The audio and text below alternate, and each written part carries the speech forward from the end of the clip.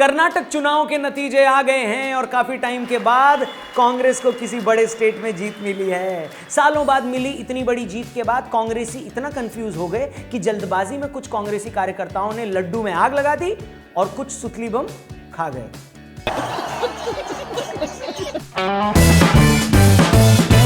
नमस्कार दोस्तों, जय हिंद। मैं हूं रौनक और आप देख रहे हैं फनतंत्र। तो आखिरकार केजरीवाल जी के फेवरेट स्टेट कर्नाटक का इलेक्शन रिजल्ट आ गया है। कांग्रेस को 250 साल बाद किसी बड़े स्टेट में जीत मिली है। बीजेपी को लिज्जत पापड़ से भी करारी हार झेलनी पड़ी है। बीजेपी की इस हार से कुछ न्यूज एंकर इतने उदास दिखे कि लगा बीच स्टूडियो में कहीं अपनी चूड़ियां न तोड़ दें। कुछ भी रुझानों में बीजेपी के पीछे होते ही उनकी आवाज में, बोले तो कुछ एंकर्स की आवाज में ऐसा दर्द आ गया कि लगा कोई उनके घर के बाहर बंधी बकरी भगा कर ले गया है। मतलब अपनी मेहनत वेस्ट होने का इतना दर्द तो खुद मोदी जी को नहीं हो रहा होगा जितनी तकलीफ में हमारे कुछ कब्जदारी एंकर्स दिख रहे थे। हालत यह थी कि एक एंकर को तो खुद बीजेपी का नेता ये बोलकर चुप करवा रहा था कि भाई हौसला रखो, चुनाव में हार जीत तो लगी रहती है, तुम क्यों बुरा मान रहे हो, तुम्हारी मेहनत में थोड़े कोई कमी रह गई। कैमरामैन कामिल उसके साथ चार नवाब चार खुद सामने देखो। जो भी हुआ, मगर बीजेपी साउथ के अपने इकलौते किले से बेदखल कर दी गई। वो न सिर्फ हारी है बल्कि बहुत बुरी तरह हारी है। तो आखिर क्या रही इस हार की वजह? क्या इस हार के लिए जेलेंस्की की सेना जिम्मेदार है या बंगाल की खाड़ी के ऊपर बना हवा का कम दबाव वाला क्षेत्र? क्या कांग्रेस को ये जीत राहुल गांधी जी की भारत जोड़ो यात्रा की वजह से मिली है या बीजेपी को ये हार अपने उन मंत्रियों की वजह से मिली है जो 4 सालों से दौलत जोड़ो यात्रा पर निकले हुए थे? आज के फनतंत्र में हम इसी मुद्दे पर बात करेंगे और साथ ही ये भी समझेंगे कि क्या हिमाचल और कर्नाटक की जीत के बाद कांग्रेस वाकई 2024 में बीजेपी को हराने के लिए तैयार हो गई है। तो आइए शुरू करें। कहीं से तो शुरू करो। अच्छा, इससे पहले कि हम कर्नाटक चुनाव के नतीजों का पोस्टमार्टम करें, आपके फायदे के लिए एक चीज बता देता हूं। कीवी ऐप, डिस्क्रिप्शन में लिंक दिया है। नॉलेज और पैसा दोनों मिलेगा इस ऐप से, वो भी फ्री में क्विज खेलकर। पूरे परिवार के साथ आप फ्री में इस ऐप पर क्विज खेल सकते हैं। सबके फोन में इसको डाउनलोड करो। हर आईपीएल मैच के बाद रात को 11:30 बजे लाइव इस ऐप पर मैं आता हूं और फ्री में आपको क्विज खिलाकर 10 सेकंड में 10,000 रुपए जिताता हूं। कई सारे लोग जीत चुके हैं, अब आपकी बारी है। डिस्क्रिप्शन में जाइए, कीवी ऐप का लिंक दिया है, उस पर क्लिक करके इस ऐप को डाउनलोड करिए। वीडियो पे वापस आते हैं। तो दोस्तों, इलेक्शन रिजल्ट एक ऐसी चीज है कि कोई भी एक्सपर्ट अपने हिसाब से उसका विश्लेषण कर सकता है। फॉर एग्जाम्पल, अगर आप टीवी से धक्के देकर निकाले गए एक ऐसे एक्सपर्ट हैं जो आजकल अपना यूट्यूब चैनल चलाकर पेट की गैस निकाल रहे हैं, तो आप मोदी से जुड़ी हर चीज को इस हार से जोड़ सकते हैं।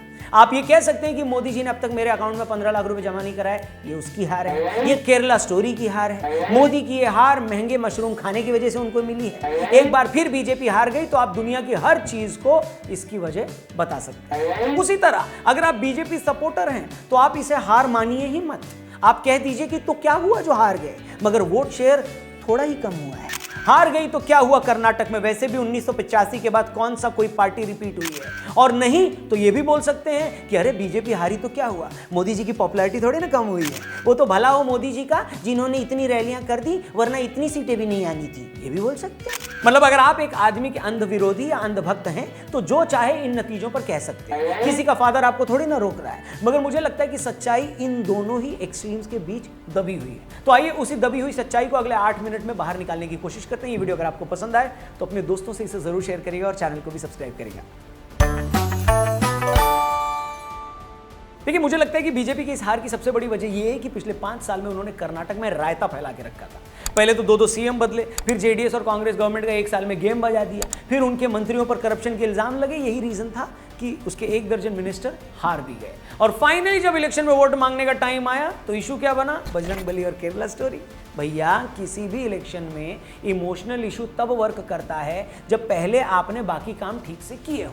अगर पब्लिक को लगता है कि यार काम तो आपने ठीक से किया नहीं, बार बार सीएम बदले, करप्शन होता रहा, आपकी गवर्नमेंट में कमीशन खोरी चलती रही और इलेक्शन से 1 हफ्ता पहले आप चिल्लाने लगे कि कांग्रेस को हरा दो, ये भगवान का अपमान कर रही है, कांग्रेस को हरा दो क्योंकि ये उस फिल्म को बुरा बता रही है, तो मैं इतना ही कहना चाहूँगा ना बॉस कि आम पब्लिक उतनी भी राहुल गांधी नहीं है जितना आप उन्हें समझते हो। मजा आया। इमोशनल इशू भी तभी काम करेंगे, रिलीजियस मामलों पर भी लोग तभी आपको सुनेंगे जब पहले आपने काम किया है। लेकिन इलेक्शन से पहले आप अपने काम पर बात न करके इन इशू पर बात करोगे तो जनता में यही मैसेज जाएगा कि आप ये बात कर ही इसलिए रहे हो क्योंकि आपके पास गिनाने के लिए कोई काम नहीं है। As simple as that. इसमें कोई रॉकेट साइंस नहीं है। अब चाहे तो आप इसमें कितने ही एंगल और घुसा दो, कितने ही रीजन और बता दो, चाहे तो ये कह दो कि आरसीबी की टीम को परफॉर्म नहीं किया ना अच्छे से, तो इस बात की सजा जनता ने स्टेट गवर्नमेंट को दी। पिज्जा वाली कंपनियों ने ना आजकल चीज लगाकर कम दे रही ना पिज्जा में, इसलिए बीजेपी हार गई। आप कुछ भी बोलते रहो, मगर फैक्ट यही कि 5 सालों में बीजेपी ने काम कम और रायता ज्यादा फैलाया, और ये हार उसी फैलाए गए रायते की सजा है। खत्म। ये बड़ी अच्छी बात कही आप। अच्छा, इस रिजल्ट से कांग्रेस को कितना खुश होना चाहिए? अगर वही बात फिर से रिपीट करूं तो इस पर भी जर्नलिस्ट क्या कह रहे हैं, यह डिपेंड करता है कि वो जर्नलिस्ट किस पार्टी का है। क्या बोला कि वो जर्नलिस्ट किस पार्टी का है।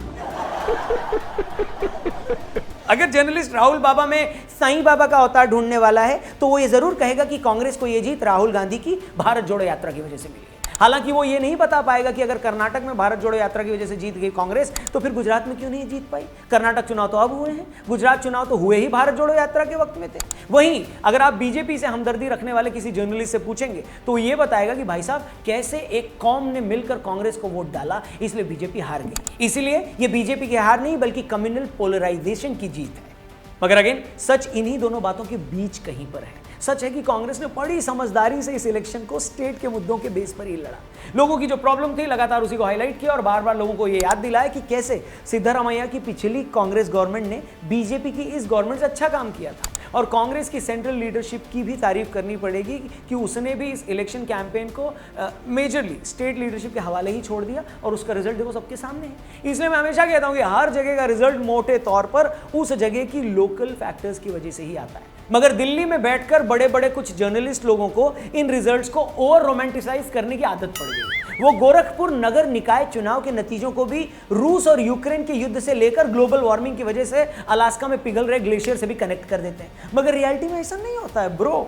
अच्छा, इस जीत से कांग्रेस को सबसे बड़ा फायदा ये होगा कि अगले साल जो जनरल इलेक्शन है उसमें ऑपोजिशन का फेस कौन होगा अब ये क्लियर हो गया है। कर्नाटक जीतने के बाद अब कांग्रेस की 4 स्टेट में सरकार है, झारखंड में भी वो पार्टनर है, तो अब उनका कद बाकी पार्टियों से काफी बढ़ गया। हिमाचल और कर्नाटक में हराकर बीजेपी को फिर से क्लेम कर सकती है कि हम डायरेक्ट फाइट में बीजेपी को हरा सकते हैं। बट कांग्रेस को इस विक्ट्री के बहुत ज्यादा मतलब निकालने से भी बचना होगा। वो इसलिए क्योंकि पॉलिटिक्स में आप उस जीत पर खुश हो सकते हो जहां आपकी गवर्नमेंट अपने काम के बूते पर रिपीट हो जाए, मगर जहां आप सामने वाले की एंटी इनकम्बेंसी की वजह से सरकार में आए हो वहां इसे एक और मौके के तौर पर देखना चाहिए, न कि सिर्फ एक जीत से अपने किसी नेता में भगवान विष्णु का अवतार बता देना शुरू करना चाहिए।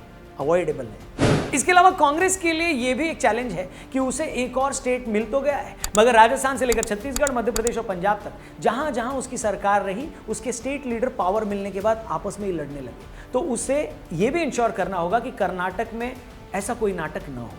अच्छा, बाकी एक कौम है जिसके लिए मुझे दिल से बहुत बुरा लगता है और समवॉट तरस भी आता है, और वो है दिन रात मोदी और बीजेपी को गाली देने वाले बेरोजगार पत्रकार टर्न्ड यूट्यूबर्स की कौम। भाई बीजेपी हार गई है, इस एक्साइटमेंट में छत वत से मत कूद जाना। कंट्रोल उदय, कंट्रोल। ये लोग हार के ऐसे मायने निकाल रहे हैं जैसे कल शाम से ही जेपी नड्डा और नरेंद्र मोदी नई दिल्ली स्टेशन के बाहर मूंगफली बेचने लगेंगे। इस सज्जन को क्या तकलीफ है भाई? थोड़ा ठंडा रखो भाई, मोदी अभी भी देश के पीएम है, 30 में से अभी भी 15 एक स्टेट में उनकी गवर्नमेंट है। उस टीम की तरह बिहेव मत करो जो वर्ल्ड कप में किसी एक बड़ी टीम को एक मैच में हराकर मान लेती है कि वर्ल्ड कप हम जीत गए। अरे जनवरी में ही इंडिया टुडे के मूड ऑफ द नेशन सर्वे के हिसाब से मोदी अब भी सबसे पॉपुलर लीडर हैं, और आज इलेक्शन हो जाए तो बीजेपी फिर अपने दम पर सरकार बना लेगी। इसलिए कांग्रेस की जीत पर जश्न मनाओ, बीजेपी को पसंद नहीं करते तो भी पटाखे फोड़ो, मगर सिर्फ एक आध रिजल्ट से अपने कच्चे मत फाड़ लो। वैसे भी यूट्यूब की कमाई इतनी नहीं होती कि बार बार नया कच्चा खरीद सको, इसलिए थोड़ा कंट्रोल उदय, कंट्रोल उदय। बाकी आज की वीडियो में इतना ही। कैसी लगी ये कमेंट करके बताइएगा, अच्छी लगी तो और भी लोगों तक पहुंचाइएगा, फैलाइएगा, चैनल को सब्सक्राइब करिएगा, और जाने से पहले कीवी ऐप को डाउनलोड करिएगा। लिंक में डिस्क्रिप्शन में इसका लिंक दिया है। एक ऐसा ऐप जहां पर नॉलेज और पैसा फ्री में आपको मिलता है। हर आईपीएल मैच के बाद 11:30 बजे हम इस ऐप पर आते हैं। हम मतलब मैं आता हूं और आप भी आते हैं। अगर नहीं आए तो आज रात को मिल लेना, और 10 सवालों के आसान से जवाब देकर 10 सेकंड में 10,000 रुपए जीतने का आपके पास मौका। चौका मार दो ना इस मौके पर। डिस्क्रिप्शन में जाओ, कीवी ऐप का लिंक दिया है, उस पर क्लिक करके इस ऐप को डाउनलोड करो। रात को 11:30 बजे लाइव इसी ऐप पर मिलेंगे। फिलहाल निकलते हैं, अपना ख्याल रखिए। Thank you for watching. नमस्ते, जय हिंद, वंदे मातरम। और बीजेपी वालों सूजी है।